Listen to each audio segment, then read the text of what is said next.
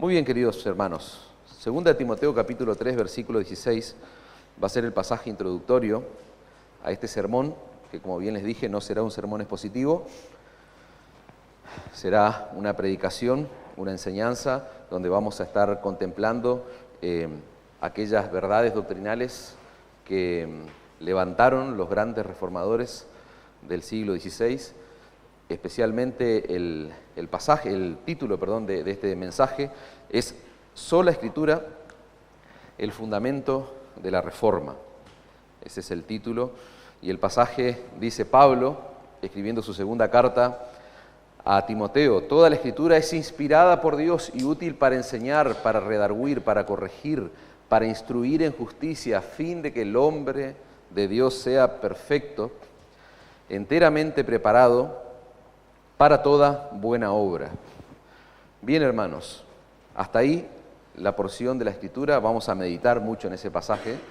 Consideré que ese texto es un pasaje idóneo para hacer el abordaje de los tópicos, de los temas que hoy vamos a ver.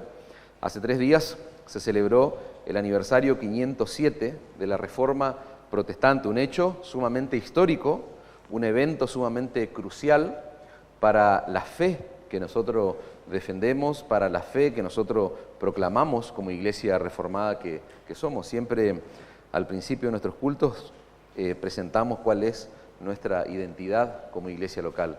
Eso es sumamente relevante para aquellos que nos escuchan o que vienen por primera vez, y aún para los que ya somos parte de este cuerpo local de creyentes, por lo cual me parece que este tipo de fechas son oportunas para poder meditar en aquellas obras maravillosas que Dios ha hecho y que consideramos nosotros, en lo personal, que lo que ocurrió hace 507 años atrás fue algo precisamente orquestado no por hombres, sino por el Dios de las Escrituras, utilizando, por supuesto, hombres para llevar a cabo sus planes. El 31 de octubre, hermanos, del año 1517, un hombre conocido en la historia secular y aún mucho más en el mundo cristiano, un monje alemán llamado Martín Lutero, lo que este hombre hizo fue clavar un documento que consistía en una serie de postulados, se les llama tesis, 95 tesis puntualmente, en la puerta de la iglesia del castillo de Wittenberg. Wittenberg era una ciudad alemana, y este hombre se presentó un día, no sabemos el momento, hay mucha especulación acerca de si fue a la mañana, a la noche, eso no es un dato relevante. Lo que sí sabemos es que el 31 de octubre de 1517 este hombre clavó su trabajo, un trabajo de investigación, unos postulados doctrinales que hizo. Y esas 95 tesis lo que hacían, ni más ni menos, eran condenar el abuso de la venta de indulgencias que se estaba llevando a cabo en la Iglesia Católica Romana, iglesia a la cual él pertenecía.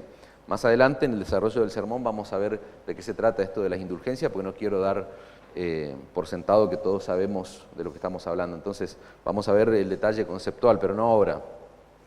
Este documento que llevó allí Martín Lutero estaba escrito en latín y era una invitación a los académicos, era una invitación a los teólogos de la ciudad, a los teólogos del momento, a discutir básicamente sobre el tema que él estaba confrontando y que él estaba atacando. Pero lejos de ver ese acto como un acto revolucionario, como un acto confrontador en el mal sentido de la palabra, en aquella época, hermano, la puerta de una catedral funcionaba como un lugar público donde se hacían diversos tipos de anuncios y se llamaba, en ciertas ocasiones, a realizar debates sobre ciertos puntos, debates públicos. Era muy común, por ejemplo, en la época, publicar tesis, documentos académicos, postulados doctrinales o cualquier otro tipo de texto que demande una discusión pública, un debate público. Por lo cual, ver ese acto de Martín Lutero como algo revolucionario sería un error, porque no fue nada revolucionario, no fue nada fuera de lo común lo que hizo este hombre. Él simplemente lo que estaba haciendo era una invitación a debatir sobre las prácticas que él estaba confrontando en la Iglesia Católica Romana. En especial, como les dije antes, el detonante de todo esto fue la venta de indulgencias. Pero lo que nunca este hombre se imaginó, hermanos, lo que nunca Martín Lutero se imaginó fue el impacto que esas tesis, que ese documento iba a provocar en todo el continente europeo. Y yo quiero explayarlo y que nos vayamos un poco más y que veamos el impacto que tuvo también en la historia del mundo, en Occidente. Cuando hablamos de Occidente, hablamos de toda Europa, Francia, Alemania, Italia, España, Reino Unido, Países Bajos, Estados Unidos, cuando hablamos de Occidente, Canadá, Australia y tantos otros países que fueron colonizados precisamente por Europa. Ese acto, hermanos, de exponer públicamente sus 95 tesis, fue lo que da origen a lo que hoy nosotros conocemos o celebramos como la Reforma Protestante. Fue un hecho histórico, un acontecimiento sumamente crucial e importante para nosotros, hermanos. Lo que comienza como una confrontación, lo que comienza como una crítica teológica acerca del abuso de la venta de indulgencias, termina convirtiéndose en un evento histórico de retorno a las Escrituras, de regreso a la palabra de Dios. ¿Por qué? Porque había que restaurar la pureza del glorioso mensaje del Evangelio, que había sido impuesto por la Iglesia Católica Romana en aquel entonces, que había sido distorsionado por tradiciones humanas, por todo el sacramentalismo que oscurecía el mensaje del Evangelio durante 10 siglos, hermanos, en todo lo que se conoce como la Edad Media, siglo V hasta el siglo XV. Nosotros tenemos que entender, hermanos, y darle la importancia que merece un evento histórico de esta naturaleza, porque los temas que se discutieron en la Reforma tienen total relevancia para nosotros hoy, 500 años después. Hoy vamos a ver que los principios que defendieron estos hombres, hermanos, hace cinco siglos, son atemporales, es decir, tienen una trascendencia increíble y maravillosa. ¿Por qué? Porque son doctrinas que tienen esencialmente que ver con la palabra de Dios. Por eso son atemporales, por eso trascienden el tiempo, porque es la santa palabra de Dios, que permanece y va a permanecer para siempre. Estos principios fueron resumidos en 5 lemas sumamente concisos, pero con una profundidad teológica tremenda, hermanos, conocidos como las 5 solas de la Reforma: sola Escritura, sola gracia, sola fe, solo Cristo y solo a Dios sea la gloria. Yo les leo la traducción. Sabemos que no es el idioma original el español en el que fueron enarbolados estos lemas, pero esas son los postulados fundamentales, las columnas, podríamos decir, de la Reforma Protestante, hermano. Y si nosotros lo comparamos con un típico edificio romano, eso es considerado como un templo romano de la época, una arquitectura romana, lo que se establece como el cimiento o el fundamento de ese edificio es precisamente el principio de sola Escritura. Es sobre el cual se van a sostener 3 columnas fundamentales, como ustedes pueden ver allí en la imagen, que son sola gracia, sola fe, solo Cristo. Y el pináculo, el techo de esa edificación, de esa construcción, es soli Deo gloria, solo a Dios la gloria. Una frase en latín que enfatiza que el único que es digno de recibir toda gloria, toda honra, todo honor, es Dios, hermanos. Esos son los principios doctrinales que nosotros vamos a ver esta noche, esta tarde, pero claramente no tenemos tiempo para cubrir todo, así que nos vamos a concentrar en el primero, de sola Escritura. Después hay otras imágenes al final que me parecen sumamente relevantes mostrárselas, pero pongamos nuestra atención en esto, hermanos, ya para comenzar el desarrollo de lo que sería sola Escritura. Mirar hacia atrás, hermanos, y entender la relevancia y el impacto de la Reforma, yo hoy voy a hacer un llamado terrible a mirar hacia atrás, hermanos. Algo sumamente contracultural, no solo por la sociedad y la cultura en la que vivimos, sino que es contracultural en el mundo evangélico de nuestros días. Es contracultural aún en el mundo cuasi reformado de nuestros días. Ahora van a entender más en detalle lo que yo les estoy diciendo, pero mirar hacia atrás, hermano, entender la relevancia, la importancia, el impacto de la Reforma, es un impulso tremendo para que nosotros hoy nos podamos sumergir de lleno en la santa palabra de Dios y conocer nada más y nada menos que al Dios de las Escrituras. Nosotros necesitamos, hermano, mirar lo que Dios hizo hace 500 años atrás, porque eso nos va a llevar al acontecimiento más increíble de toda la historia de la humanidad, y es Cristo y este crucificado. Un mensaje que se revela en toda la palabra de Dios. Lo que se hizo, lo que Dios hizo hace 500 años atrás fue necesariamente rescatar su glorioso evangelio de esa iglesia corrupta.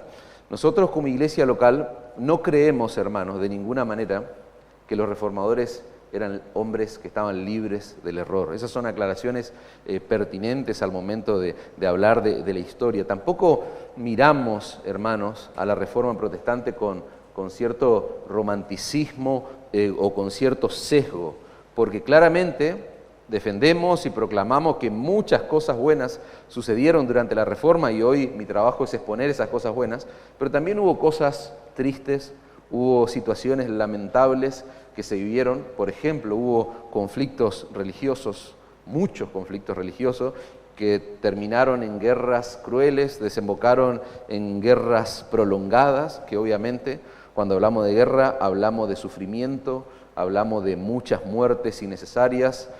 Hubo también una especie de retraso en el desarrollo de algunas regiones de Europa. También muchos reformadores, al igual que el catolicismo romano, cometieron actos de intolerancia religiosa, post-reforma, ¿no es cierto? Cometieron actos de persecución religiosa.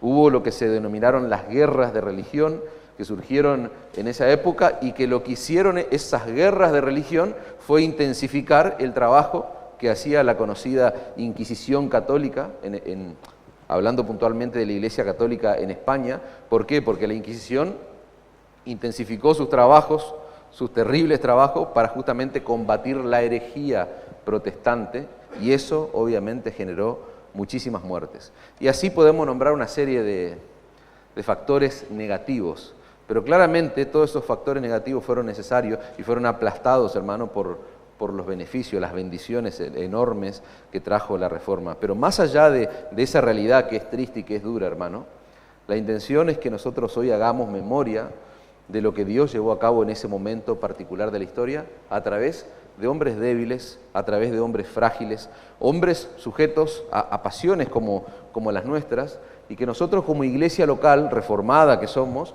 podamos tener un mejor entendimiento de las Escrituras, podamos disfrutar plenamente, no solamente de la palabra de Dios, sino de la salvación que Dios nos ofrece por pura gracia a través de la fe, y que es proclamada en las páginas de la Biblia. Lo que esta predicación debe hacer es llevarnos a tener un conocimiento enriquecido del obrar de Dios y de la salvación de Dios, hermanos. El Salmo 145, versículo 4 dice: generación a generación celebrará tus obras y anunciará tus poderosos hechos. En la hermosura de la gloria de tu magnificencia y en tus hechos maravillosos, dice el salmista, meditaré. Del poder de tus hechos estupendos hablarán los hombres. Y yo publicaré tu grandeza, proclamarán la memoria de tu inmensa bondad y cantarán tu justicia. Solo por leer un texto, hermano. Podría leer muchos pasajes más donde somos desafiados a mirar el obrar de Dios, a mirar para atrás y ver la grandeza, la magnificencia, los hechos potentosos de Dios. Este salmo que yo le acabo de leer es un llamado a compartir, a publicar la grandeza de Dios. ¿Con quiénes? Con aquellos que vienen detrás nuestro. ¿Con quiénes? Con nuestros hijos, con los niños que hoy están aquí presentes, la gente joven. El viernes veíamos como algo fundamental, necesario, instruir, no solamente desde la órbita de la iglesia local, sino también desde nuestros hogares. Nosotros estamos llamados por la palabra de Dios, hermanos, a compartir, a proclamar la grandeza de las obras de Dios a aquellos que vienen detrás de nosotros. Continuamente la Biblia nos manda, nos instruye a traspasar, hermanos, de generación a generación la palabra, los hechos de Dios. Nosotros tenemos que recordar las maravillas que Él ha hecho a través de la historia, hermano. Y si hay algo que nosotros necesitamos conocer, celebrar, atesorar y considerar con suma atención, es la obra extraordinaria que Dios llevó a cabo hace 500 años atrás, en el siglo XVI. La Reforma Protestante, hermanos, giró en torno a la cuestión de cómo establecer una relación personal con Dios y conocerle y estar en paz con Él. Ahora, ese fue el meollo de la cuestión, por decirlo de alguna manera. Ahora, ¿hay algo más importante que eso? Conocer a Dios de manera personal, estar en paz con Dios, disfrutar de la paz de Dios. ¿Hay algo más importante que eso? Claro que no, porque de eso depende el destino eterno de nuestras almas, que vos puedas estar en paz con Dios, que ya no seas enemigo de Dios, que hayas ido a Cristo en arrepentimiento y fe, y hoy lo decimos con total claridad, y hasta a veces puede resultar en nuestra mente algo como muy repetitivo, pero en realidad esa es la esencia de la necesidad que hay en el hombre, hermanos. Necesitamos estar en paz con Dios. ¿Por qué? Porque se trata del destino eterno de nuestras almas. Y los reformadores del siglo XVI no crearon una nueva religión, un nuevo movimiento, sino que ellos regresaron al fundamento de la iglesia. ¿Y cuál es ese fundamento? Sola Escritura. Colocaron la palabra de Dios como lo que realmente es. ¿Y qué es la palabra de Dios? Es nuestra máxima autoridad cuando se trata de fe, cuando se trata de prácticas, cuando se trata de la vida. Ellos estaban convencidos, hermanos, de que la única manera en que la iglesia de Cristo puede avanzar hacia adelante, ¿cómo es? Mirando atrás, es volviendo hacia atrás. Nosotros hoy hacemos eco de muchas frases célebres, de muchas expresiones, de muchas palabras que han dicho grandes reformadores, grandes hombres o pequeños hombres usados por un Dios grande. Lo mismo hacían ellos hace 500 años atrás, miraban para atrás, miraban a los padres de la iglesia, aquellos grandes hombres o pequeños hombres usados por un Dios grande, que el Señor había usado en el principio de su iglesia. Bueno, ellos miraron hacia atrás y estaban convencidos de que la iglesia de Cristo podía avanzar volviendo atrás. Y ese va a ser el énfasis del sermón de hoy, hermano. La única manera, repito el énfasis, que la iglesia de Cristo avanza hacia adelante es mirando y volviendo atrás, regresando al fundamento establecido por Dios en su palabra. Miremos como punto principal, hermanos, miremos el contexto histórico de ese principio de sola Escritura. Hubo varios factores que se conjugaron para dar inicio a lo que ya conocemos como la Reforma Protestante. Por ejemplo, ¿cuáles eran esos factores? La corrupción de la iglesia reflejada, hermano, en la riqueza y el poder del clero, de las autoridades de aquel momento. Había una corrupción terrible, vivían como reyes prácticamente, y ese fue uno de los factores que condujo a la Reforma. Los creyentes, como les decía, no tenían una relación personal con Dios, por eso todo el centro de la Reforma gira en torno a tener una relación con el Dios de la Escritura. Los creyentes de aquel entonces tenían una relación a través de ciertos intermediarios. ¿Y quiénes eran estos intermediarios? Gente corrupta, líderes corruptos. Las prácticas y las doctrinas de la iglesia, y cuando hablo de la iglesia del siglo XVI, estamos hablando de la iglesia en el contexto católico romano, es decir, estamos hablando de la iglesia católica romana, que es por lo general la religión predominante en el país donde nosotros estamos, y el contexto de muchos de ustedes seguramente es católico romano. Entonces las prácticas y las doctrinas que se llevaban en el catolicismo romano, la veneración de los santos, el culto a las reliquias, la importancia de las buenas obras para la salvación, todo eso fue un factor determinante también y que condujo a la Reforma. Hubo factores políticos, hubo factores sociales, hubo gobierno, la nacionalización, se conoce en la historia de las monarquías. ¿Y qué es lo que hicieron? Ellos vieron en el movimiento de la Reforma una oportunidad ¿para qué? Para consolidar el poder de ellos y descartar a la Iglesia católica, que tenía claramente un poder tremendo en el mundo, una influencia terrible. Pero el factor detonante, y como se conoce en la historia, la chispa, dicen algunos autores, que encendió la llama de la Reforma, fue precisamente la venta de indulgencias, y es lo que yo le dije al principio, de que vamos a verlo en detalle. Según la Iglesia católica, hermanos, las indulgencias eran la liberación de los castigos temporales que merecen nuestros pecados. Esa liberación temporal del castigo por el pecado era a cambio de dinero. Ellos tienen una práctica, ellos tienen una teología que bautizan a niños y más allá del bautismo como que lo libera del pecado original, pero ellos saben que esa persona va a seguir pecando. Entonces, las indulgencias son preexistentes al siglo XVI. sea, siempre la Iglesia Católica, desde el desarrollo y de que empezó la distorsión del Evangelio en la Edad Media, siglo V hasta el siglo XV, siempre se creyó en las indulgencias. Solo que en esta época se llevó esa herejía a una distorsión terrible. ¿Por qué? Porque se necesitaban recursos económicos, se necesitaba dinero. Según la Iglesia Católica, además del Señor Jesucristo, que era perfecto, personas como la Madre del Señor, la Virgen María, y todos los santos que ellos veneraban y adoraban, el Vaticano lo que había hecho fue declarar estos grandes hombres como santos, y lo que ellos decían en palabras más simples es como que esta gente fue incluido el Señor Jesucristo. Ellos vivieron tan bien, hicieron tantas buenas obras, que en la lista de buenas obras o en el superávit de esta gente, había un exceso de buenas obras. Entonces, como ellos fueron tan buenos, tenían tantas buenas obras para salvarse a ellos mismos, lo que ellos podían hacer era, como había un exceso, ellos podían darla a creyente común y corriente como nosotros. Es como una especie de transferencia. Tengo tanto dinero que yo puedo transferirle al que más necesita. Bueno, estos eran tan buenos, eran tan santos que podían transferirle cierta indulgencia, sería a pecadores comunes y corrientes. En la teología católica, ese exceso de méritos se conoce como el tesoro de los méritos y las satisfacciones de Cristo. Hay un tesoro, un gran tesoro, donde hay acumulada muchas buenas obras, y ahí es donde los creyentes pueden tomar, ¿no es cierto?, pueden recibir. ¿Y quién administra ese tesoro? El Papa. El Papa administra ¿a través de qué? A través de las indulgencias. Entonces, hasta la época de la Reforma, las indulgencias podían ser adquiridas a través de ciertas prácticas piadosas, buenas obras, entonces se le asignaba indulgencia a los creyentes.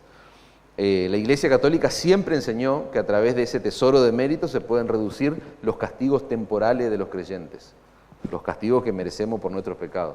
Es una especie, como les decía, de transferencia entre cuentas, esa es la idea. Ya les dije que siempre existieron, pero a finales del siglo XV la Iglesia tenía una influencia terrible en el mundo, tenía mucho poder, por lo cual estaba enfrentada con muchas autoridades y muchos gobiernos del mundo conocido de aquel entonces, necesitaba recursos para llevar a cabo las guerras que llevaba a cabo, pero también al final del siglo XV necesitaba recursos porque querían construir lo que se conoce hoy como la Basílica de San Pedro en Roma, y para financiar esas obras y para financiar todo el avance militar, podríamos decir, que tenía la Iglesia, ¿qué es lo que hizo el Papa? Autoriza ya lo que antes era gratis, ahora había que venderlo. Y aunque le parezca extraño, es una doctrina que hasta el día de hoy la Iglesia Católica sostiene, solo que a raíz de la Reforma Protestante hubo cambios totalmente radicales, ¿no? Pero hasta hoy se cree en las indulgencias. En los días de Lutero, ¿qué pasaba? El Papa León X fue el que promulga esta gran venta de indulgencias. Y eso fue claramente en un contexto de analfabetismo bíblico impresionante. Imagínense que yo me pare hoy acá y yo determine para esta congregación local que para el perdón de sus pecados o aplacar el castigo de sus pecados, ustedes tengan que poner plata en un cofre. O sea, hoy sería impensado algo así. De hecho, la Iglesia lo sostiene la doctrina, pero ha cambiado radicalmente la práctica.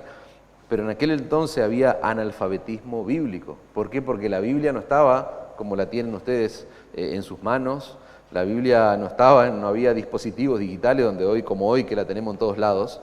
En aquel entonces se le llegó a decir a la gente, hermanos, que no había pecado que una indulgencia no pudiera perdonar o librar de castigo. Ni siquiera era necesario con las indulgencias el arrepentimiento. Ya con la indulgencia era suficiente. Cuando la moneda, decía un conocido de la época, un fraile, Johann Tetzel, que era el que promovía la venta de indulgencias, él le decía algo así a la gente: cuando la moneda resuene en el fondo del cofre, no solamente sus pecados, el alma de un familiar suyo va a ser librado del purgatorio. Y alrededor de la figura de este fraile, de este personaje, este monje, bastante corrupto y corrompido, ¿no? Alrededor de la figura de él hay muchos mitos y verdades también. Por lo cual, lo que yo le voy a decir ahora, yo no sé si es verdad o es un mito, yo he buscado y no he encontrado algún argumento que sea sólido de que realmente este hombre lo dijo, pero bueno, post-reforma se creía mucho eso y hasta cuando yo hablo de mitos y leyendas sería lo que hoy nosotros conocemos como meme. Podríamos hablar en términos modernos, se hicieron muchos memes posterior a la reforma de este hombre, pero él llegó a decir, hermano, de que él había librado más almas con la venta de indulgencias que el mismo Señor Jesucristo con su muerte en la cruz del Calvario. O sea que imagínense el nivel de aberración del cual estamos hablando, si eso es cierto. Ahora, en ese contexto de abuso fue que surge la figura de este hombre que Dios levanta, que se llamó Martín Lutero, y que él clava sus 95 tesis allí en la puerta de la catedral. Lo que se cuestionó con la reforma, hermanos, fue cuál es en realidad la base de autoridad para distinguir la verdad del error. Ese fue el planteo de fondo, hermanos. ¿Cómo alguien puede decidir si yo estoy parado frente a una verdad o frente a una mentira? ¿Cómo decidimos si el magisterio de la Iglesia tiene razón, está diciendo la verdad o está diciendo la mentira? La Iglesia católico romana descansaba en la enseñanza de la Biblia más la tradición, en la enseñanza de la Biblia más los concilios que hubo de los sacerdotes, en la enseñanza de la Biblia más la autoridad del Papa o el magisterio de la Iglesia. Pero Lutero, al igual que otros reformadores contemporáneos a él, ellos dijeron que en el único lugar donde hay que descansar es en la palabra de Dios. La Biblia es la única fuente de toda verdad, de toda autoridad para resolver cualquier tipo de cuestión, en especial la salvación de un alma. Por eso el nombre de esta doctrina sobre el cual se sostiene la Reforma es sola Escritura. No se trata de la Escritura más la tradición, no se trata de la Escritura más el magisterio de la Iglesia o lo que el Papa decrete. No, es solo Escritura, solo la Biblia, solo la palabra de Dios. 4 años después, hermanos, estoy resumiendo un periodo grande de tiempo, pero 4 años después de que Martín Lutero clava sus 95 tesis, en enero de 1521 Lutero fue llamado a comparecer en lo que se llamaba en ese entonces la Dieta de Worms. Worms era la ciudad alemana donde se llevó a cabo esta asamblea, básicamente.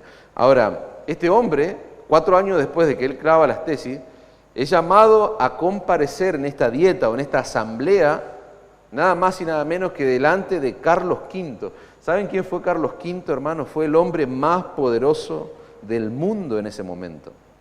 El emperador del Sacro Imperio Romano Germánico. O sea, imagínense el poder que tenía este hombre. Era un hombre poderoso pero terrible también.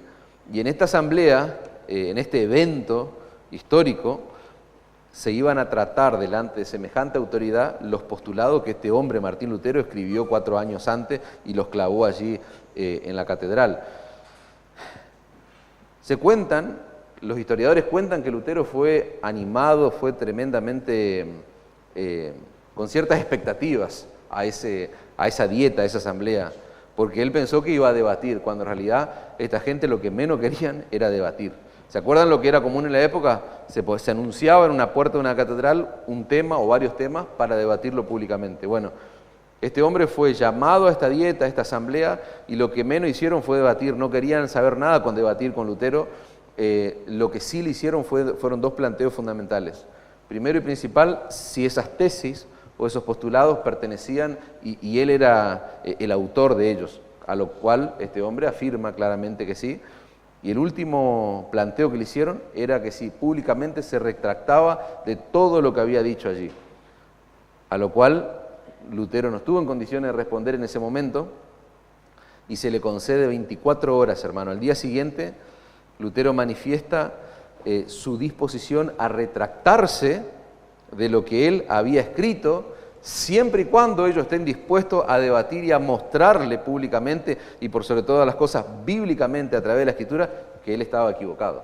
O sea, él estaba dispuesto a retractarse, pero si había una discusión sensata y había una explicación bíblica del error. Ellos no estaban allí para debatir absolutamente nada. Ellos querían saber si él se iba a retractar o no. ¿Y qué fue lo que Lutero pronuncia? Palabras que hasta hoy resuenan, hermanos. Él pronuncia una expresión que hasta el día de hoy se recuerda y dice así: a menos que se me convenza mediante el testimonio de las Escrituras o por razones evidentes, porque no confío, dice Lutero, ni en el Papa ni en los concilios, ya que está probado que han errado con frecuencia y se han contradecido a sí mismos, dice, yo estoy atado por los textos bíblicos que he citado. Y mi conciencia, dice, es cautiva de la palabra de Dios, por lo cual no puedo ni quiero retractarme de nada, porque no es seguro ni es honesto actuar en contra de la propia conciencia. Que Dios me ayude, amén. Y ahí cierra la cita, hermanos. Esas fueron las palabras de este hombre en su defensa. En ese momento, el hombre más poderoso del mundo que podía destruirlo, lo que él hizo fue decretar que cualquiera que mate a Lutero iba a ser libre de culpa y cargo. O sea, cualquiera que acabe con la vida de este hombre iba a ser libre. Ahora, uno podría pensar y elaborar ciertas conjeturas, ¿y por qué teniendo tanto poder no lo mató y demás? Bueno, nosotros no debemos olvidar que hay alguien que está llevando a cabo todos estos eventos de manera providencial, y es el Señor que por alguna razón que tiene que ver con su plan no dejó que lo mataran. Lo que hacen es, lo llevan a este hombre y bueno, ahí se elabora una especie de simulacro, se simula un secuestro que está encabezado por un príncipe que era un hombre, Federico el Sabio se llamaba, un hombre que apreciaba a Martín Lutero y que había entendido, este hombre no tenía que ver con la Reforma, pero él había entendido que el trato que recibió Lutero no era justo, por lo cual él simula un secuestro y lo lleva a un lugar a vivir allí, le cambia como la identidad por un tiempo y lo lleva a vivir a Lutero. Y ahí es donde Lutero puede traducir las Escrituras y bueno, y un trabajo tremendo. Lo que hizo Lutero, hermanos, fue declarar de la manera más clara posible que la palabra de Dios está por encima de cualquier opinión. Declaró delante del hombre más poderoso que la santa palabra de Dios está por encima de cualquier opinión y de cualquier autoridad humana. Y eso, en esencia, es lo que significa el principio que sostiene y que actúa como fundamento de la Reforma. Eso es lo que significa sola Escritura, hermano. Y nosotros tenemos que dar gracias a Dios por la contribución de hombres como él. Yo les dije hoy, estamos hablando de Lutero, pero contemporáneo a él hubo otros hombres que sostuvieron el mismo principio, hombres que fueron dotados para enseñar las Escrituras, grandes teólogos, grandes maestros que ha tenido la historia de la Iglesia. Ahora bien, más allá de esos hombres, no tenemos una mirada romántica ni con sesgo de la Reforma, les dije al principio. Más allá de esos hombres, más allá de la importancia de sus dones y de sus contribuciones a la historia de la Iglesia, más allá de lo entendido que ellos hayan sido, ninguna opinión humana, hermanos, ningún aporte humano tiene más autoridad que lo que Dios reveló en su palabra, lo que está revelado en las Sagradas Escrituras. Si nosotros tenemos que hacer una elección entre la Biblia y cualquier otra autoridad, adivinen quién siempre debe ganar. La palabra de Dios, hermano. La Escritura tiene la última palabra. Así que yo con eso quiero dar introducción al significado de sola Escritura. Quiero que podamos concentrarnos ahora. Vimos el contexto histórico. Yo traté de resumirlo en estas palabras, en este tiempo, pero ahora pensemos, hermanos, en las implicaciones de sola Escritura y bajemos un poquito a tierra a nuestra realidad. O sea que vamos a ir alternando con la iglesia local y las implicaciones que tiene sola Escritura. Como iglesia local, hermanos, como iglesia Vida Nueva de la ciudad de Sunchales, una iglesia reformada, confesional, nosotros afirmamos de manera determinante este principio. O sea, lo afirmamos, lo defendemos, lo proclamamos, lo creemos, hermanos. Eso significa que nosotros creemos en la inspiración de la palabra de Dios. Nosotros creemos que aunque la Biblia fue escrita por hombres, Dios utilizó hombres, como pasó en la Reforma, fue Dios obrando y llevando a cabo sus planes, utilizando hombres. Bueno, lo mismo creemos de la Escritura. La Biblia fue escrita por hombres, sí. Estuvimos leyendo hasta este tiempo, estamos leyendo el Evangelio según Marcos. Hay un autor humano, pero el autor intelectual, y en ese el autor real, por decirlo de alguna manera, es Dios. Cada una de las palabras que escribió Marcos, que escribió Pablo, y que escribieron cada uno de los autores que componen el canon bíblico, fueron inspirados por el Espíritu Santo de Dios. el texto con el que dimos inicio a este sermón dice, toda la Escritura es inspirada por Dios, toda la Escritura, toda la Biblia, toda la palabra de Dios que tenemos en nuestras manos. Y esa Escritura es útil, dice, para enseñar, para redarguir, para corregir, para instruir en justicia, a fin de que el hombre de Dios sea perfecto, enteramente preparado para toda buena obra. Nosotros creemos, hermano, que el Espíritu Santo guió a los autores bíblicos de tal manera que todo lo que está contenido en las Escrituras, todo lo que la Biblia dice, es Dios el que lo dice. Es Dios el que está hablando, no un hombre común y corriente como nosotros. Todo lo que dice la Biblia es Dios hablando, comunicándonos su palabra, hermanos. Es la palabra de Dios, es la palabra de Dios real, es la palabra de Dios efectiva. No vas a escuchar de manera audible la voz hoy. No funciona de esa manera. Ya tenemos el canon bíblico en nuestro poder y Dios se encargó, hermano, de que a través de muchos hombres y mujeres a lo largo de la historia, nosotros podamos tener la Biblia que hoy tenemos en nuestras manos, hermanos. Por eso digo, la Biblia es la palabra de Dios real, es la palabra de Dios efectiva, y eso creemos como iglesia. Cuando los creyentes leemos la Biblia, hermanos, adivinen qué, Dios está dirigiendo a nosotros, es Dios hablándonos de manera real, de manera concreta. Cada palabra de la Biblia, no solamente las ideas en sentido general, sino cada palabra nosotros afirmamos, lo hemos estudiado en la confesión de fe, nosotros afirmamos que fueron inspiradas por Dios. Dice Mateo 5:18, les digo la verdad, nueva traducción viviente, hasta que desaparezcan el cielo y la tierra no desaparecerá ni el más mínimo detalle, ni siquiera un tilde, ni la palabra más pequeña, ni la letra más pequeña de la ley de Dios, hasta que su propósito se cumpla, dice Mateo.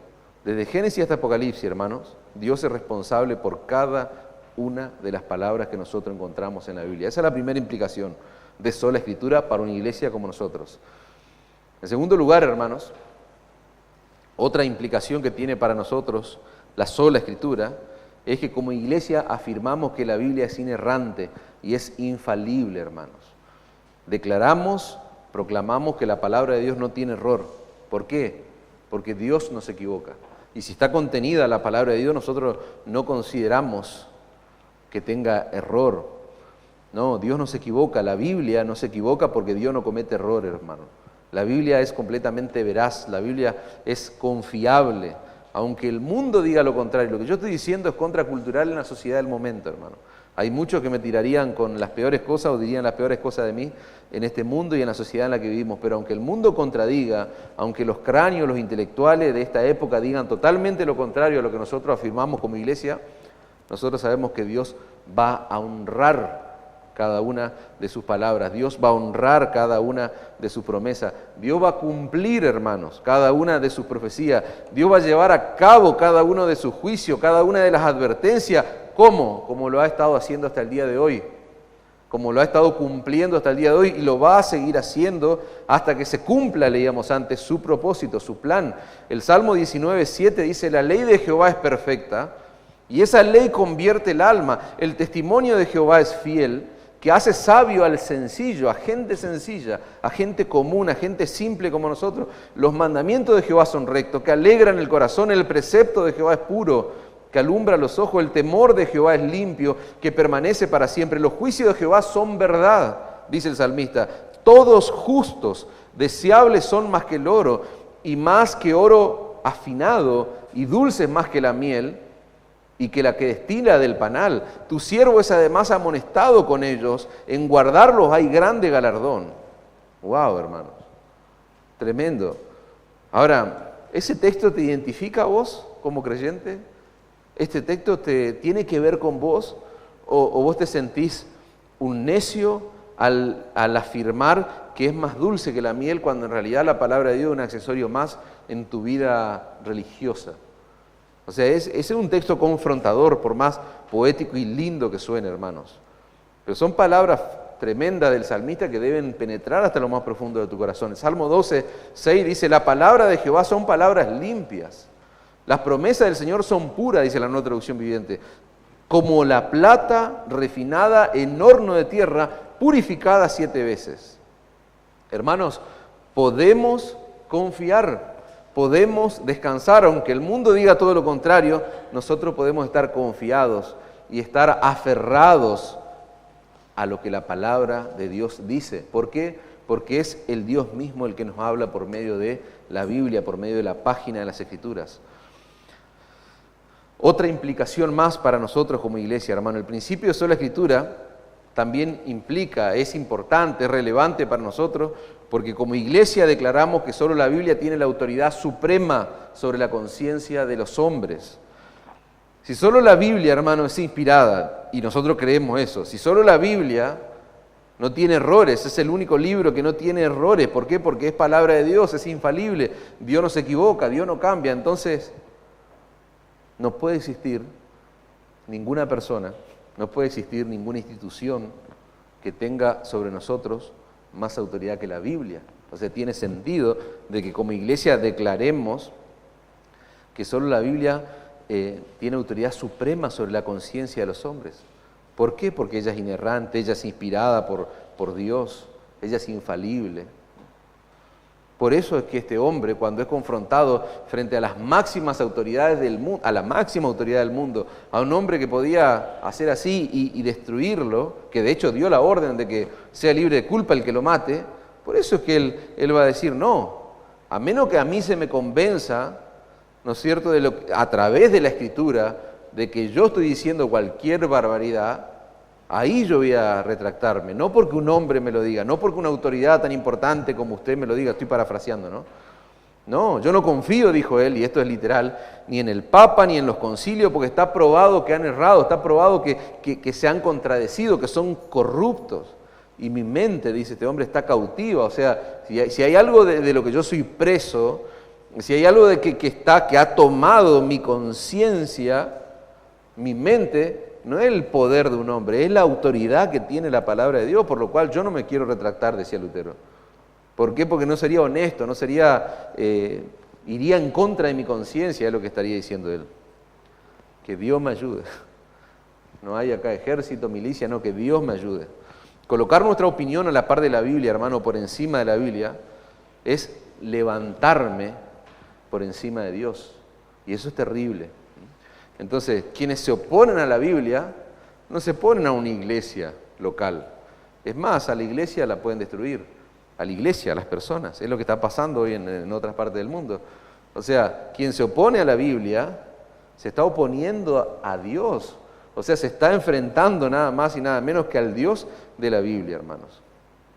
Y eso era lo que estaba ocurriendo durante la Edad Media, hermanos.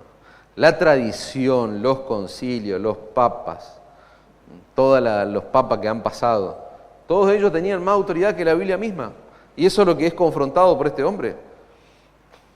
Pero esa realidad, ¿es un mal de aquella época? No, hermanos. Ese es un mal que no solamente tiene el monopolio de ese mal la Iglesia Católica. No, en el mundo evangélico de hoy también hay muchas prácticas, hay ciertas tradiciones que están por encima de la palabra de Dios, en el mundo evangélico de nuestros días. Algunos pastores actúan como si fueran una especie de papa evangélicos. Usan la Biblia para poner sus opiniones personales, usan la Biblia al mismo nivel que tienen las opiniones de ellos, o incluso mayor a veces. En este trabajo que esta iglesia, que llevamos como iglesia acerca de la plantación de iglesia, yo me he encontrado en algunos contextos conociendo hermanos que han llegado, ya sea por el seminario y demás, donde pastores evangélicos llegaban a una ciudad y como una suerte de papas evangélicos decían, bueno, vos vas a ser pastor, vos vas a hacer esto, vos vas a hacer lo otro, o sea, dictando y determinando cosas y llevando a cabo planes y prácticas que vaya a saber de dónde la sacaron, pero seguramente no de la Biblia, porque después uno ve el desastre que generan esas prácticas en la vida de los creyentes. Entonces no era algo que tenía que ver con la Iglesia Católica. Lamentablemente hoy también en el mundo evangélico hay las autoridades de hombres o tradiciones de ciertos hombres. En lo que sigue ahora vamos a hablar, voy a hablar acerca de esto de las tradiciones, porque se habla mucho, pero quiero que quede claro en nuestra mente, al menos de esta iglesia local, hermanos. Pero bueno, siguiendo con el punto, hermano, no es una realidad del mundo católico, también lamentablemente ocurre en el mundo evangélico. Pero los pastores, nosotros sabemos que tienen autoridad. ¿Por qué? Porque Dios mismo le ha concedido autoridad. Pero la autoridad que tiene un pastor es una autoridad delegada, es una autoridad que está por debajo de la palabra de Dios. Entonces, ¿los pastores no tienen autoridad? No, sí, el Señor le ha dado autoridad, pero su autoridad está sujeta a lo que Dios establece en su palabra, en la Biblia. Si algún día un pastor de esta iglesia, o cualquier otro maestro de la Escritura, se para en este púlpito y comienza a predicar, a enseñar algo que es contrario a la Biblia o algo que no se encuentra en la Biblia, nosotros, todos nosotros, tenemos la responsabilidad como miembros de esta iglesia local de permitir que ese tipo de enseñanzas o prácticas no se promuevan desde este púlpito. Es responsabilidad de la iglesia. No permitir, hermano, repito, no solo del pastor, es responsabilidad de la iglesia, el pastor como una oveja más dentro de la iglesia, no permitir ni ahora ni nunca que se coloque alguien en este lugar que se posicione por encima de la Escritura. Nunca, hermano, Dios nos guarde de eso. Gálatas 1:6, estoy maravillado de que tan pronto os hayas alejado de aquel que os llamó por la gracia de Cristo, para seguir otro evangelio diferente, dice. No que haya otro evangelio, sino que algunos que os perturban y quieren pervertir el evangelio de Cristo. Más, si aún nosotros, un ángel del cielo, os anunciara otro evangelio diferente del que hemos anunciado, sea anatema. Como antes hemos dicho, también ahora lo repito, si alguno os predica diferente evangelio del que habéis recibido, sea anatema. Ningún ser humano, hermano, puede colocarse por encima de la Biblia. ¿Por qué? Porque ningún ser humano tiene más autoridad que Dios, y la Biblia es la palabra de Dios. Otra implicación más, hermanos, de sola Escritura. Como iglesia, nosotros afirmamos la claridad intrínseca que hay en la palabra de Dios. La Iglesia Católica Romana enseñaba y enseña que solo el Papa y los líderes de la Iglesia pueden interpretar la Biblia correctamente. Durante la Edad Media, hermano, la Iglesia Católica se atribuía el derecho exclusivo de interpretar la Biblia.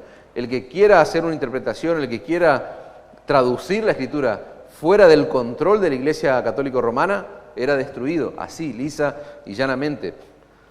Pero la Reforma puso en lo más alto la palabra de Dios. La Reforma, hermanos, algo que durante 10 siglos había estado escondido, la Reforma trajo a las manos de la gente la misma palabra de Dios, hermano. Dios inspiró su palabra para que todos pudieran leerla, dice un autor. Dios inspiró su palabra para que todos pudieran entenderlas por sí mismos. Y eso es lo que nosotros abrazamos como iglesia, la claridad innata que tiene la palabra de Dios, hermano. Los mandamientos de Jehová son rectos, alegran el corazón, dice Salmo 19:8. El precepto de Jehová es puro y alumbra los ojos. La palabra de Dios es lo que trae luz a los ojos. Los mandamientos del Señor son rectos, traen alegría al corazón. Los mandamientos del Señor son claros, dice la Nueva Traducción Viviente. Dan buena percepción para vivir, son claros. El Señor da luz a nuestro entendimiento, hermano, a través de su palabra. El Salmo 119:130 dice: la exposición de tu palabra alumbra y hace entender a los simples. ¿Quiénes son los simples? Personas y comunes y corrientes, personas sencillas. Esa es la idea. En el mundo entero nunca se ha escrito, hermano, un libro que sea más claro que la Biblia. ¿Por qué? Porque Dios, con su palabra, Él quiere alcanzar solamente a algunos, a una casta especial de seres humanos, a una estirpe especial de personas en el mundo. No, Dios quiere alcanzar a todo tipo de personas, a toda gente de toda lengua, tribu, nación, raza, color, etc. Por eso la palabra de Dios es sencilla y hace sabio al sencillo. La palabra de Dios es clara. La Biblia es lo suficientemente clara en lo concerniente, hermano, a aquellas verdades que son necesarias para nuestra salvación. O sea, lo que Dios desea y anhela y quiere que entendamos, eso está claro en su palabra. Ah, no, pero yo hay cosas que no entiendo, van a decir algunos. Hay cosas que son difíciles en la Escritura. Y yo te voy a decir, sí, hay cosas, hay porciones tal vez que son difíciles de interpretar, pero el problema no es la Escritura. El problema es la limitación nuestra. El problema es el ser humano, no es la palabra de Dios. Frente a aquellas cosas difíciles de interpretar, el problema no es la Escritura misma. El problema somos nosotros, no es la Biblia. Lo esencial para nuestra salvación y para el conocimiento del Dios de la Escritura, eso está clarísimo en la Biblia, hermanos. Por supuesto que hay veces que Nosotros ignoramos asuntos que tienen que ver con gramática, hay cuestiones que tienen que ver también con nuestro trasfondo, la educación que hemos tenido, el entendimiento que nosotros tenemos del uso del vocabulario, del idioma original y tantas otras cosas. Ignoramos muchas veces el contexto. A vos te va a pasar de que capaz pasaste por un pasaje miles de veces. Escuchaste la predicación, se presenta un pastor, un predicador y te explica el contexto, la audiencia original y vos decís, wow, y tu cabeza se hace cada vez más grande porque vos vas entendiendo. Bueno, eso pasa a veces, ignoramos el contexto. ¿Y todo eso en qué resulta? Ciertas ignorancias que nosotros a veces tenemos. Resulta en que nosotros no podemos entender ciertas porciones de la Biblia. Por eso animamos a estudiar la palabra de Dios. Por eso un pastor debe estudiar las Escrituras. Los creyentes de la iglesia deben estudiar la Escritura. Tenemos una herramienta como es el Seminario Reformado. Pero la realidad, hermano, es que ninguno de estos aspectos o estas dificultades que tenemos en ciertas porciones de la Escritura, nada de eso oscurece el significado de las doctrinas más importantes de las Escrituras. Y como dice un autor, no hay pasaje oscuro en la Biblia que no pueda ser interpretado por otro pasaje más claro. ¿Por qué? Porque la palabra de Dios se interpreta a sí misma. Yo encuentro un pasaje difícil, bueno, quédate tranquilo, ese pasaje va a tener más luz a la luz de toda la Biblia. ¿Acaso eso no te motiva a crecer en tu comunión con Dios? ¿No te motiva el saber que fue Dios el que inspiró su palabra para que vos la puedas leer y para que vos la puedas interpretar y que no hay nada extraño, no hay nada loco en la palabra de Dios, que sea difícil de entender? No, es clara. Como iglesia afirmamos la completa suficiencia de la palabra de Dios, hermanos. ¿Eso qué significa? Que la Biblia dice todo lo que tiene que decir para cumplir plenamente el propósito por el cual Dios la inspiró. Y acá quiero toda la atención, hermanos. La Biblia dice todo lo que tiene que decir para cumplir plenamente el propósito por el cual Dios la inspiró. Aclaración sumamente importante, hermano. La Biblia no es suficiente para todo lo que a vos se te ocurra.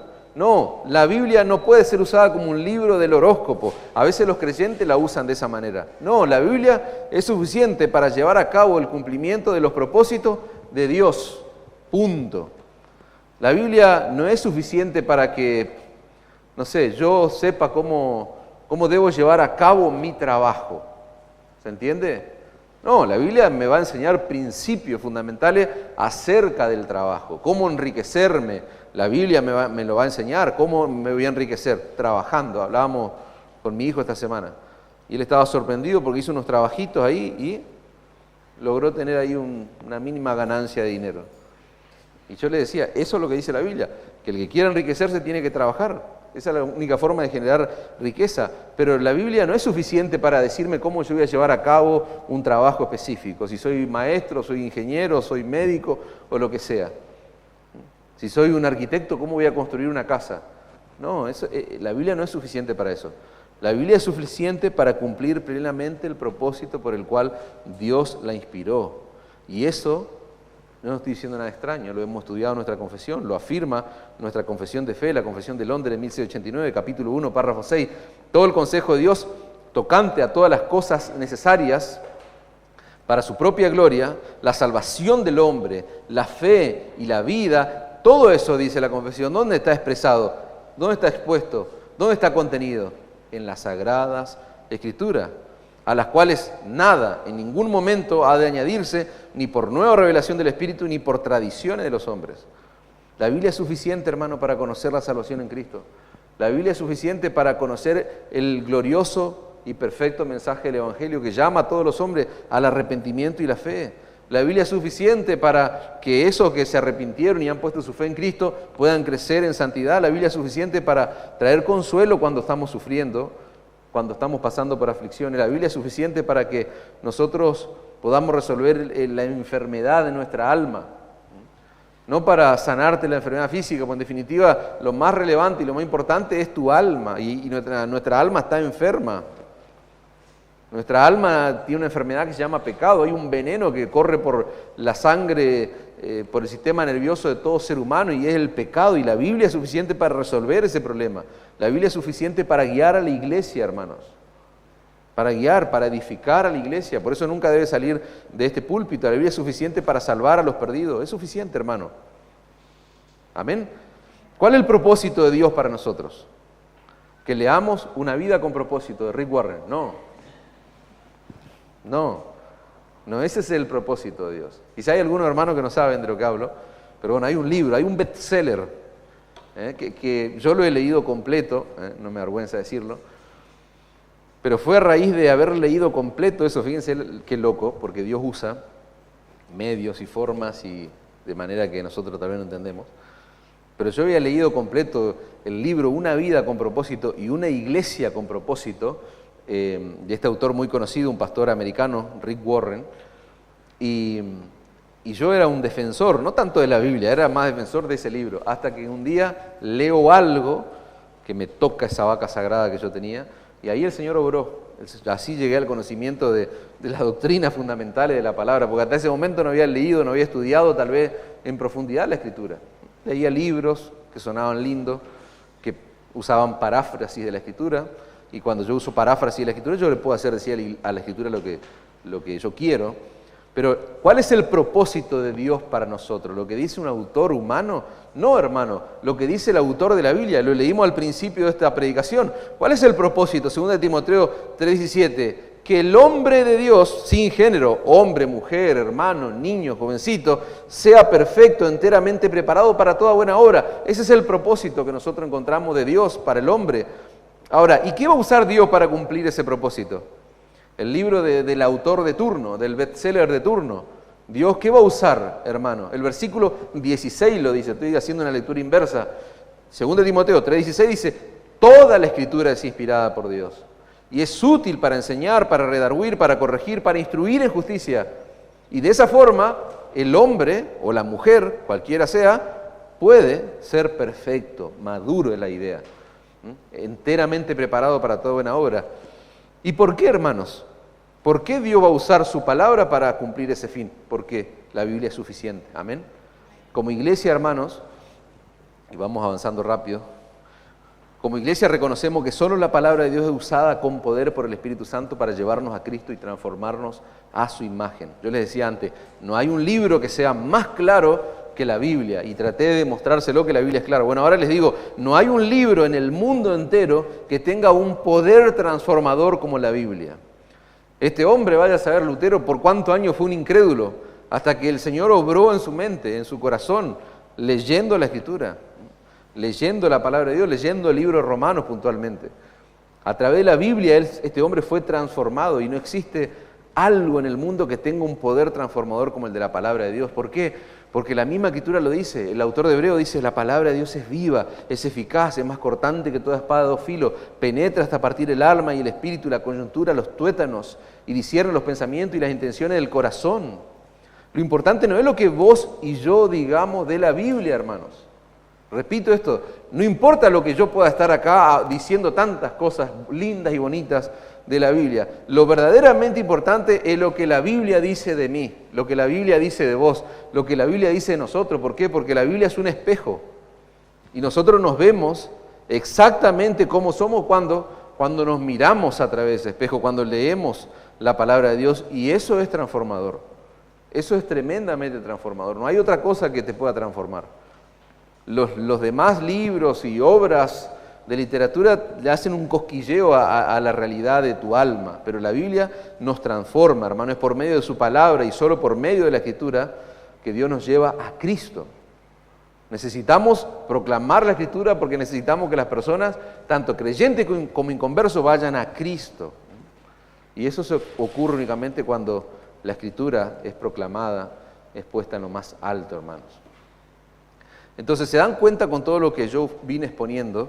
Que no idolatramos a ningún hombre, ni ninguna tradición al ser reformados. ¿Por qué? Porque lisa y llanamente los reformadores no inventaron nada, hermano. Solo eran hombres débiles, falibles, comunes y corrientes que Dios quiso usar para poner su palabra en lo más alto. Por lo cual, entonces, no es fulano, no es Lutero, no es Mengano, no, es la Biblia nuestra máxima autoridad. ¿Por qué? Porque Dios es nuestra máxima autoridad y la Biblia es su palabra. Por lo cual, sola Escritura, hermanos. Conclusión. Quiero cerrar en esta conclusión, hermano, y les ruego atención, quiero completar, porque si no, no vamos a tener tiempo después de ver las otras olas. Y después llega el pastor Julio. Llega el pastor Julio y bueno, la idea es que terminemos todo esto antes de que venga el pastor Julio, por lo cual tenemos un domingo más. Conclusión, hermanos. Veamos la importancia que tiene sola Escritura para nosotros hoy. ¿Por qué es relevante? Lo fuimos viendo durante todo el sermón. Yo le dije lo que afirmamos como iglesia, pero ahora quiero bajar un poquito más a tierra esto y que nos llevemos ciertas aplicaciones. Yo les dije, y fui muy enfático, ¿cuál era el énfasis de este sermón? Necesitamos avanzar mirando hacia dónde, hacia adelante, lo que viene, a ver cómo es la cultura del momento. Estamos en la era digital y los pequeños nacen ya, los próximos niños van a nacer capaz con un celular adentro del vientre, no sé. ¿Qué vamos a hacer? ¿Vamos a dejar de reunirnos? No miramos hacia adelante, hermanos. Nosotros necesitamos avanzar mirando hacia atrás. Ahora, ¿qué significa mirar hacia atrás? ¿Que idolatramos a los hombres? ¿Que idolatramos las tradiciones? No, hermano, no idolatramos a ningún hombre, a ninguna tradición, pero lo cierto es que Dios, hermano, en su providencia, Él levantó hombres, Él levantó reformadores en un momento particular de la historia. ¿Para qué? Para que los creyentes de los últimos siglos, los creyentes de este siglo, pudiéramos mirar hacia atrás y disfrutar, hermanos, disfrutar de los privilegios enormes que tenemos los creyentes de este siglo en comparación con los creyentes que precedieron la Reforma Protestante. Yo no sé si se entendió, pero lo voy a decir de nuevo, hermanos. Nosotros no idolatramos tradiciones, ni miramos para atrás y decimos, bueno, o somos legalistas, como en los ambientes cuasi reformados se los tilda a los reformados. Hay cada barbaridad, hermano, que uno lee en las redes sociales. Leían esta semana un personaje de nuestra sociedad, de nuestra cultura evangélica, comparando a los reformados con los enemigos de Cristo.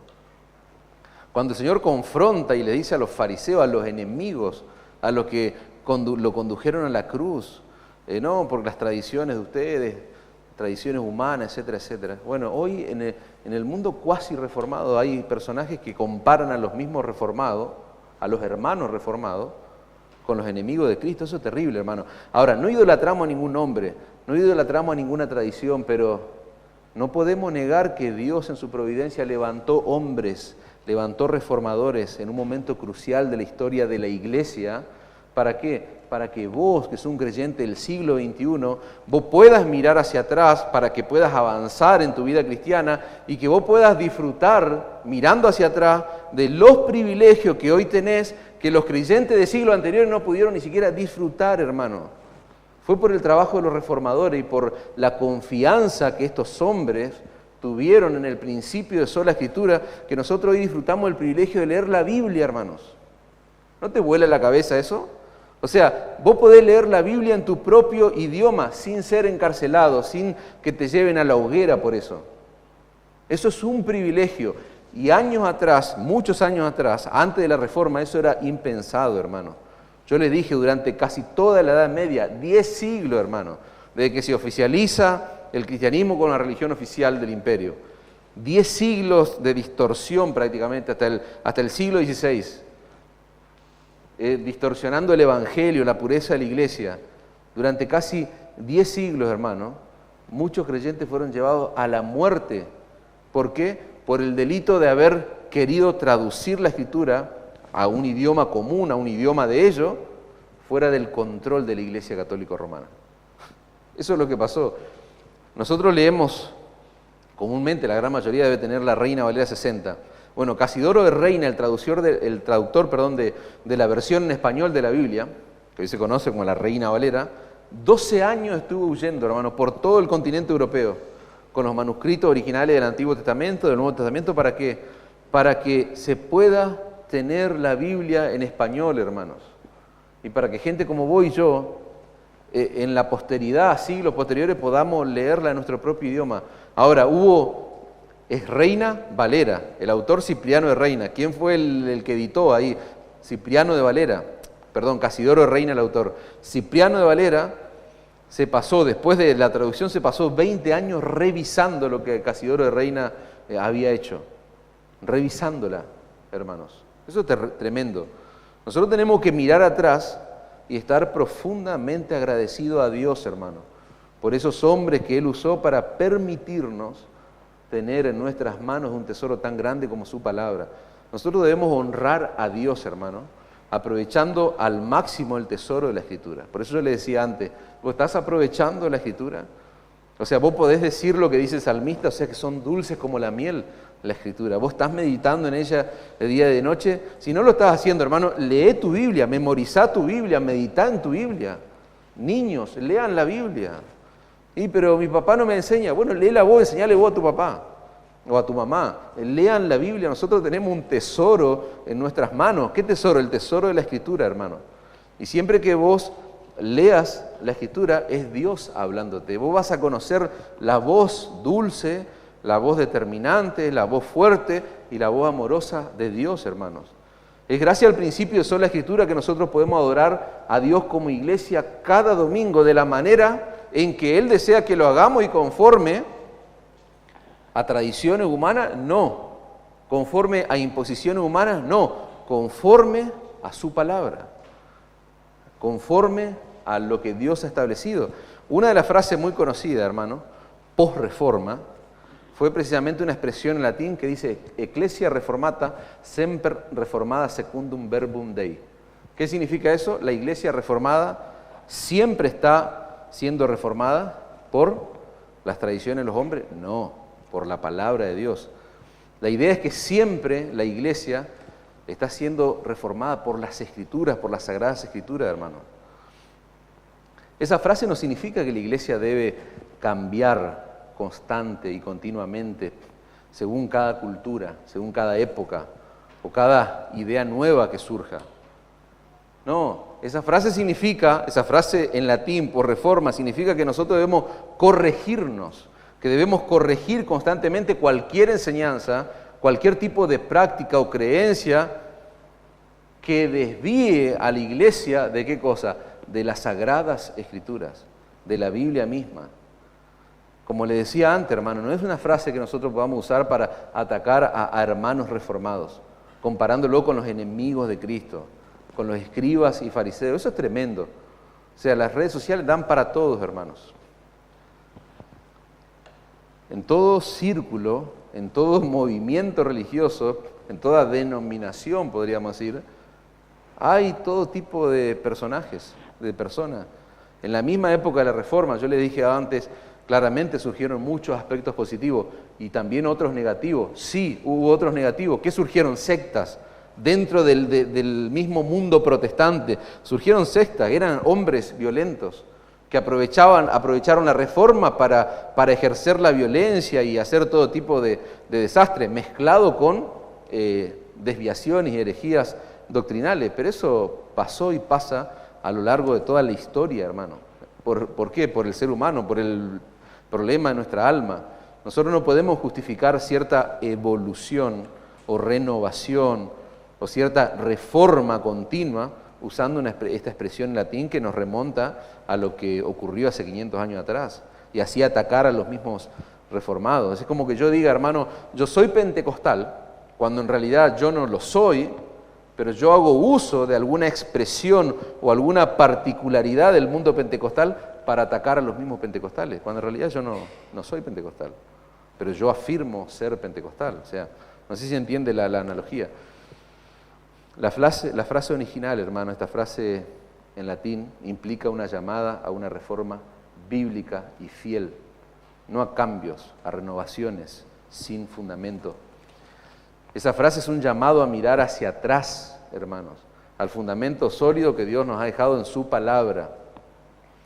Hoy, cuando el mundo está lleno de distracciones, hermanos, de cosas bonitas, de voces contrarias al Evangelio, contrarios a la historia de la iglesia, lo que nosotros tenemos que hacer como iglesia local es mantenernos firmes. ¿En qué cosa? En el principio de sola Escritura. Cada predicación, cada enseñanza, cada práctica que vamos a llevar a cabo va a estar enraizada en la Escritura, no en la tradición de algunos hombres. Eso está clarísimo Ese fue el espíritu de la Reforma, derrocar cualquier tradición, cualquier jerarquía de la iglesia. Ahora vamos a hablar de esa imagen que está allí. La iglesia solo puede avanzar, como dijimos, volviendo hacia atrás. La iglesia no avanza con cosas nuevas necesariamente, hermano. Y me refiero a asuntos de doctrina y prácticas dentro de la iglesia. No estoy diciendo que está mal, por ejemplo, usar la tecnología, que usemos un PowerPoint, que usemos una filmina, un proyector, un instrumento. No estoy diciendo eso. Yo hablo de asuntos de doctrina y de prácticas dentro de la iglesia. Dios no nos ha llamado a ser cool, a ser geniales. Veía hoy en las redes sociales, no sé, revolución, decía una celebración, luces apagadas y unas mujeres danzando, bailando con luces psicodélicas así en las ropas. Estaba genial, eso me encantó ver, pero eso no es una iglesia. Eso es un desastre, es un circo, es cualquier cosa menos una iglesia. La iglesia avanza volviendo atrás, la iglesia no avanza con cosas novedosas. Dios no te llamó a ser genial, Dios nos llamó a los pastores a ser creativos. Dios nos llamó a sumergirnos en su palabra. Y cuando yo miro para atrás, yo veo, wow, la sangre que fue derramada, hermano, para que hoy yo pueda tener la palabra de Dios en mi poder. Sangre del Hijo de Dios, pero sangre humana también, de hermanos que se mantuvieron firmes en este principio. Eso es lo que distingue a una iglesia reformada de una que no lo es, hermanos. El compromiso de honrar de manera determinante las Sagradas Escrituras. Por ejemplo, ¿cómo honramos nosotros las Sagradas Escrituras, el principio de sola Escritura, en un culto público, en una celebración? ¿Qué hacemos? Aplicamos y ejercemos lo que se llama como el principio regulador de culto, el principio regulativo de nuestro servicio. ¿Qué es el principio regulador de culto? Es la convicción, hermanos, que nosotros tenemos como iglesia y esa convicción la llevamos a las prácticas, donde en nuestros cultos, el Día del Señor, y esas prácticas que hacemos, ¿dónde están arraigadas? En la misma palabra de Dios. 1 Timoteo 3:14, esto que te escribo, aunque tengo esperanza de ir a verte pronto, para que si tardo sepas cómo debes conducirte, dice, en la casa de Dios, que es la iglesia del Dios viviente, columna y baluarte de la verdad. Pablo le está escribiendo, dice, yo quisiera estar ahí con vos ya y instruirte ahora, pero por si no llego pronto, yo te mando esto, ¿para qué? Para que vos sepas que la iglesia no es tu casa, para que vos sepas que vos no sos el Dios de la iglesia. Vos no tenés que ponerte a inventar, a renovar cosas. No, la iglesia es la casa de Dios, no es la casa de los pastores. La iglesia es la casa de Dios, no es la casa de los miembros. Eso es lo que le está diciendo Pablo. Entonces, ¿por qué nos congregamos el domingo y consideramos y enseñamos que el domingo es el día del Señor? Porque entendemos a la luz de la Escritura que Dios lo manda de esa forma en su palabra. ¿Por qué hacemos lo que hacemos en el culto, por ejemplo? Y lo publicamos y lo mostramos ahí en YouTube. ¿Por qué hacemos lo que hacemos, hermano? No hacemos nada impresionante. Acá no hay gente que hace cosas raras, psicodélicas, luces, etcétera, etcétera. No hacemos nada extravagante. ¿Qué es lo que hacemos? Nos reunimos, nos saludamos, compartimos un tiempo de comunión, llega el momento del culto, nos paramos, leemos la palabra, oramos, cantamos himnos, cantamos canciones que ponen en alto las Escrituras, cantamos la palabra de Dios, oramos, ofrendamos como lo establece la palabra de Dios. Llega el punto más alto de la adoración, que es nuestra exposición a la Escritura, a la palabra de Dios predicada. Nos reunimos a celebrar la Cena del Señor. O sea, hacemos todas esas prácticas. ¿Por qué? Porque Dios dijo que lo hiciéramos así. Porque eso está expresado en su palabra, no por idea de algún hombre. Y es gracias al principio de sola Escritura, hermanos, que hoy nosotros disfrutamos del beneficio de la predicación de la palabra. Y yo quiero cerrar con esto, hermanos, quiero poner tu mente ahí. Es gracias al principio de sola Escritura que vos hoy estás disfrutando, no padeciendo. Y le di una advertencia a algunos hermanos, que siempre hacemos chiste cuando estamos fuera de aire, como quien dice. Y yo le dije, lo que voy a decir ahora ya es preexistente a las bromas que puedan surgir en torno a esto. Pero hermano, es gracias al principio de sola Escritura que nosotros disfrutamos de este momento, de estar exponiendo nuestras vidas a la predicación de la palabra de Dios. ¿Saben qué, hermanos? Para ustedes es normal, es muy natural que todos los domingos el pastor se pare, o algún otro predicador se pare acá a exponer la palabra de Dios del púlpito, que abra la Biblia, que explique de manera expositiva, de manera fiel, y todo lo que nosotros ya sabemos, ¿no es cierto? O sea, para ustedes es súper común que yo me pare acá y le hable en el idioma de ustedes la palabra de Dios, la predicación. Ahora, miren si será tan normal que a veces hasta hacemos chiste de eso. Por ejemplo, hacemos broma hasta nos damos el lujo de bromear cuando una predicación o el pastor se excede el tiempo que yo considero que debe durar un sermón. Eso forma parte de nuestra realidad como creyentes. De pronto se va el tiempo, lo que fuese, y ya hacemos chistes y bromas de cómo yo creo que debe ser un sermón claro, dinámico, etcétera, etcétera. Pero lo que tienen que hacer ustedes, hermanos, cuando se para el pastor, acá quien les habla, o cualquier otro de los hermanos que predican, y suben a un púlpito como este de manera temblorosa a predicar la palabra de Dios, lo que ustedes deben hacer es orar y darle gracias a Dios. Lo que tienen que hacer cuando termina algún sermón, cualquiera sea el tiempo que haya demandado, tienen que darle gracias a Dios. ¿Saben por qué? Porque Dios utilizó hombres y mujeres que perdieron su vida, o sea, dejaron un rastro de sangre a través de los siglos. ¿Para qué? Para que se mantenga en lo más alto el principio de sola Escritura y que la santa palabra de Dios sea expuesta en mi idioma. Estaríamos años enteros hablando de esto, de por qué, gracias a la Reforma, nosotros tenemos la Biblia traducida. ¿Qué pasó? Cuando yo le dije que este príncipe lo rescata a Lutero, lo lleva, él se fue a traducir la Escritura, y eso fue la explosión de las imprentas. Lo veíamos el otro día con los chicos, uno de los impactos que tuvo la Reforma. Entonces, cuando vos entres por esa puerta y vengas a exponerte a la predicación bíblica, vos no pienses que siempre fue así. No, es un privilegio que vos tenés. Y vos, ¿cuánto te das cuenta? Cuando mirás hacia atrás y ves lo que pasaba, ves el analfabetismo bíblico. ¿Saben qué, hermano? Nosotros a veces nos tomamos, o sea, tenemos el atrevimiento de decir, hizo pocas explicaciones. O sea, porque estás instruido, hermano. Porque por la gracia de Dios vos podés saber lo que una predicación es positiva. Gente de esta iglesia puede saber cuando uno se para acá a sanatear o a enseñar la Biblia, pero eso es un privilegio tremendo. Que vos seas como el calificador del predicador. Eso no pasaba, no siempre fue así, hermano. Yo le dije, la predicación no ocupaba el lugar central en los cultos de oración durante la Edad Media. ¿Qué era lo que ocupaba el lugar central en la misa católica? Y de hecho, si vas a veces a algún, no sé, bautismo, un casamiento, si te invitan y demás, vos vas a ver qué hay en el lugar central aún en nuestros días. ¿Qué es lo que hay? El lugar central es la celebración de la misa, de la Eucaristía. Hay toda una mesa, vos vas a ver allí, donde se lleva a cabo la celebración de la Eucaristía. ¿Qué es lo que enseña la Iglesia Católica? Que en ese momento que ellos están celebrando del pan o de esa hostia, eso se convierte en el cuerpo de Cristo y el vino se convierte en su sangre. Ese es el centro de la celebración católico-romana, lo fue a través de todos estos siglos. En una iglesia católica, el altar para la celebración, ¿dónde está? ¿Está al fondo? ¿Está al costado? No, está en el centro. El altar para este tipo de celebración se encuentra en el centro. Y la pregunta es, ¿dónde está el púlpito en una iglesia? Al costado. Bueno, lo mismo pasaba hace siglos atrás, está al costado. El centro de esos servicios de culto, de misa, claramente no es la predicación de la palabra. Imagínense, antes, esto es terrible, hermano, para los que quieren sermones sencillos, cortitos y prácticos, antes los sermones eran cortitos, en latín encima. No solamente eran cortitos, sino que nadie entendía nada. Había un analfabetismo bíblico terrible y eran cortitos, decían un montón de sandeces, digamos, pero no había predicación de la palabra de Dios. La predicación no era un medio para edificar a nadie, eran homilías breves, dichas en latín, que nadie entendía prácticamente. Eran mensajes cortitos, sencillitos y antiprácticos. Lo que menos tenían era de práctico, no se entendía nada. Pero cuando los reformadores volvieron a colocar la Biblia en su lugar, ¿saben lo que pasó? La predicación se colocó en el lugar donde tiene que ir. La predicación, hermanos.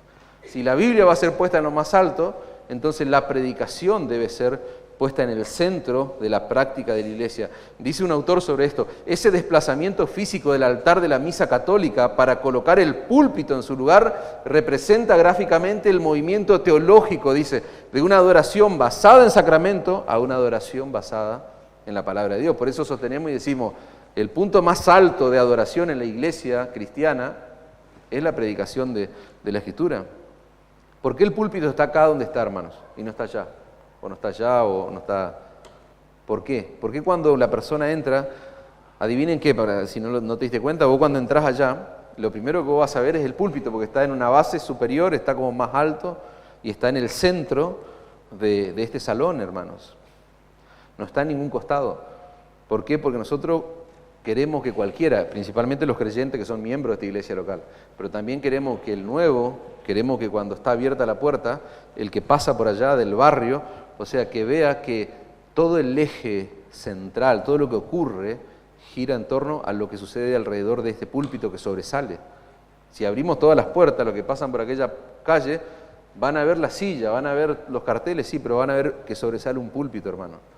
¿Por qué? Porque la predicación de la palabra de Dios es central. ¿Y saben qué, hermano? Eso es gracias a la Reforma protestante, gracias a lo que hicieron los reformadores.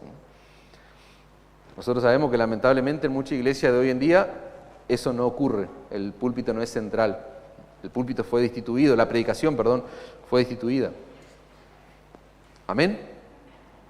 Vamos a orar, hermanos. Vamos a cerrar acá. Simplemente allí hay una filmina. Cerramos, les explico rápidamente eso y cerramos. Fíjense que durante la etapa previa a la Reforma, la palabra de Dios convivió ¿con qué? Con la jerarquía de la iglesia, el magistrado de la iglesia, las tradiciones de la iglesia, los decretos papales y demás. La gracia convivió con el mérito personal de la gente. Por eso ahí dice, escritura más jerarquía de la iglesia, gracia más mérito, la fe más las obras, Cristo más mi justicia personal, la gloria de Dios, sí, pero también la gloria del hombre. ¿Qué hicieron los reformadores? Lo que está en la segunda imagen. Los reformadores tacharon la jerarquía de la iglesia, las tradiciones, el mérito personal, las obras de la persona, la justicia del hombre, desecharon la gloria del hombre. ¿Para qué? Para que únicamente quede, hermano, sola escritura, sola gracia, sola fe, solo Cristo, solo a Dios la gloria, hermano. Si nosotros rechazamos eso, nosotros estamos rechazando el Evangelio. Si nosotros olvidamos eso, nosotros estamos olvidando el Evangelio. Si nosotros ponemos esas verdades en lo más alto, si no ponemos, perdón, las verdades estas en lo más alto, lo que estamos haciendo es destituir a Dios de un segundo plano, hermanos. Y Dios nos guarde como iglesia local de hacer eso.